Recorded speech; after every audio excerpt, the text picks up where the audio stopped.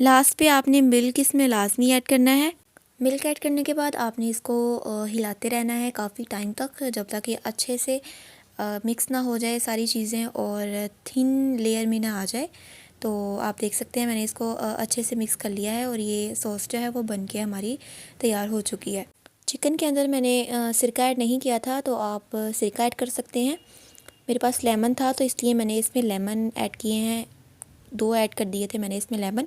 तो अगर आपके घर में सिरका मौजूद है तो आप सिरका इसमें ऐड कर सकते हैं। चिकन को आप अच्छे से मिक्स कर लें और सारी चीज़ें मेरी रेडी हो चुकी हैं। अब हम चिकन को कुक करेंगे। कुक करने के लिए मैंने कढ़ाई के अंदर थोड़ा सा ऑयल ऐड किया है। ऑयल को पहले आपने हल्का सा गर्म करना है। गर्म करने के बाद आपने मैरिनेट किया हुआ चिकन इसमें ऐड कर देना है। तो मैंने मैरिनेट किया हुआ चिकन इसमें ऐड कर दिया है। ऐड करने के बाद आपने इसको हिलाना है 1 से 2 मिनट के लिए। पहले आप इसको थोड़ी सी तेज़ आंच में कुक करें। जैसे ही